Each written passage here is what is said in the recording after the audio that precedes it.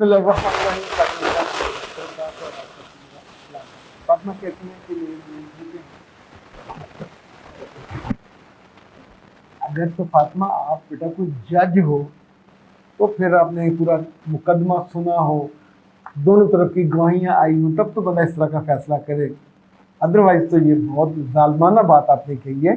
यानी अभी मैं आपको पूरी बात नहीं बता रहा, मिसाल के तौर पर आपको समझा रहा हूँ, सब कोई जो सुन रहे हैं इसमें मुझे, अगर कोई आदमी एक दफ़ा सच बोले, हमें पसंद आ जाए, तो हम कभी भी उसको पूरे शहर में ये नहीं कहते फिरते कि ये बहुत सच्चा आदमी।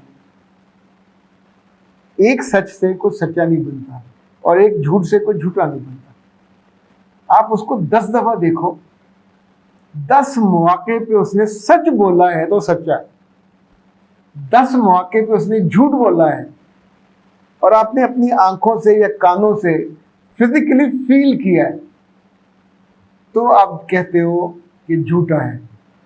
अच्छा, उसकी वजूहत पे भी हम नहीं जा रहे, लेकिन याद रखिएगा जिसके साथ हम रहते हों, आपका मियाँ है, आपका भाई है, आपका बाप है, आपका बेटा है, हम उस तरह के रिश्तों में तो और ज़्यादा मोहतात होते हैं, यानी उसको थोड़ा लीवरेज भी देते हैं। और किसी के साथ ये तमगाए लगाने से, तमगाए झूठ, क्या आने वाले दिनों में उसकी शख्सियत खूबसूरत होगी या बदसूरत होगी? क्या आपका उसका इज्जत करने को दिल करेगा? क्या आप उसके लिए अपने हाथ उठाओगे दुआ के लिए?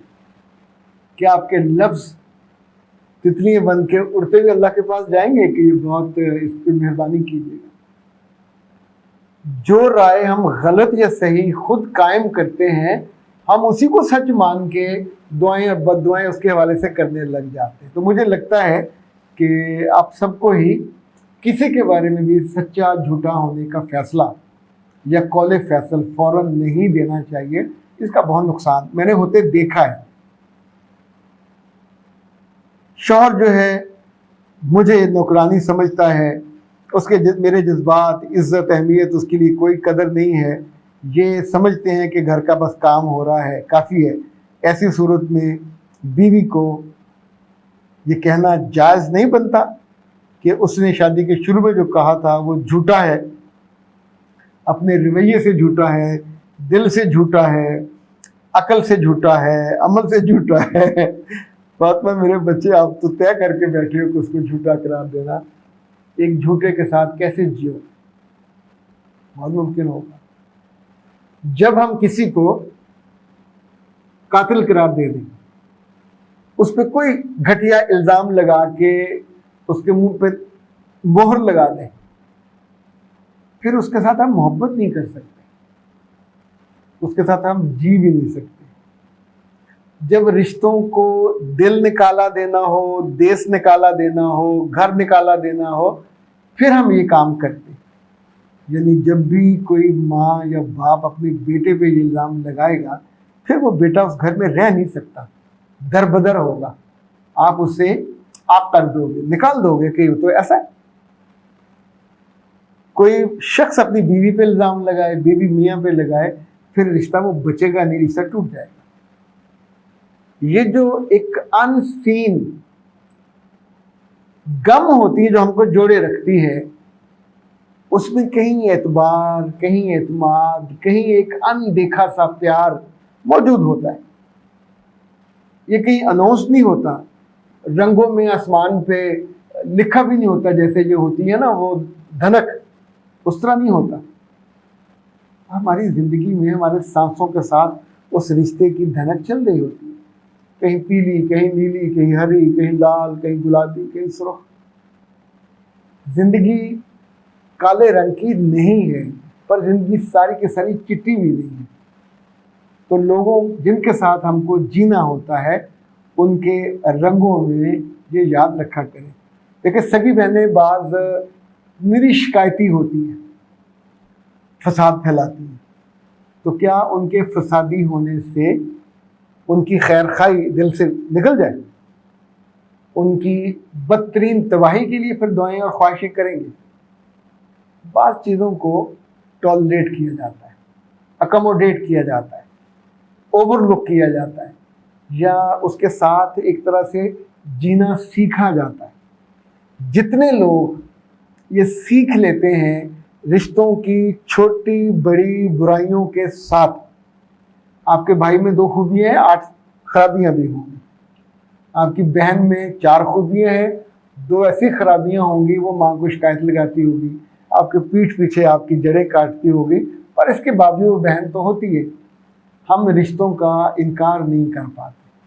और जहाँ तक मेरे फहम में है कि अल्लाह के रसूल ने कता रहमी से बचने का हुक्म दिया, सिला रहमी का हुक्म दिया। एक हदीस के अल्फाज तो मुझे याद है, जो तुमसे कटे तुम उससे जुड़ो। तो हमें खुद तो कभी भी इस तरह का नहीं बनना चाहिए जो रिश्तों को काटने वाले स्टेटमेंट दें। मुमकिन है आप हक बजानब हो कि ये बहुत ज़रूरी था और उसने बहुत ज़्यादा गलतियाँ और कोताहियाँ और कोताहियाँ की, लेकिन मुझे लगता है गुनाहगारों को ही माफ़ किया जाता है। जो पहले से सच्चे सुच्चे हों उनको तो माफ़ी कोई नहीं देता।